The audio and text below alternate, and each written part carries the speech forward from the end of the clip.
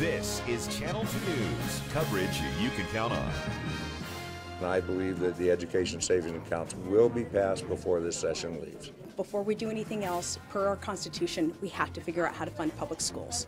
With 25 days left in the legislative session, the funding for education savings accounts remains a question mark.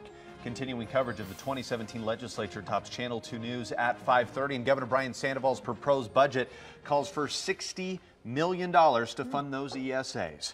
I'm Landon Miller. And I'm Kristen Remington. Thanks for keeping it here tonight. Now, students could qualify for up to $5,900 to be used for private school, for tutors, even transportation.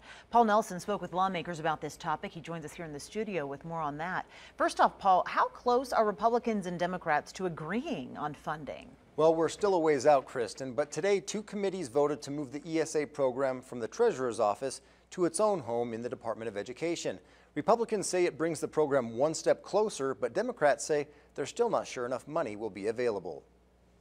I used to not want to go to school. Taylor Brocklesby is a 7th grader who enrolled in a private school after she was bullied in the public system. My brothers are still in public school, and it's great for most people, but for some people it just doesn't work. Many of those who came to nurse them were sick. But private schools can be expensive, and she says ESAs would help more parents send their kids to the school of their choice. But funding still needs approval. I think this is important to parents and kids. This is part of the tool set that parents need to make sure they can get the best education for their kids. ESAs were approved 2 years ago, but the program was ruled unconstitutional because it used public school money.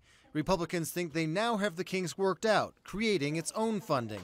But Democrats say public schools are the priority. Our local school districts are telling us they need more money and that they need more per pupil funding. In Washoe County, there's still money that they need in order to make their budget whole. Republicans say they won't vote for a budget that doesn't include ESA funding, and the governor has said he'll veto a budget without it. I don't know how much clearer of a message you could send that says this is a priority. The governor's got our back as we stand, and we will stand for parents and choice. I don't think that's where we'll end up. I think there's a lot of conversations happening. There's a lot of effort to make sure that we're talking about education and the quality of education. For Brocklesby, that quality came in private school, and she says ESAs could help other kids too. I'm not bullied anymore, and I'm completely accepted.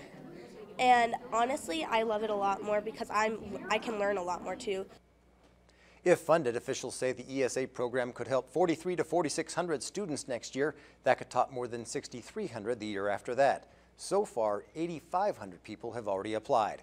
Covering the 2017 legislature live in the studio, Paul Nelson, Channel 2 News.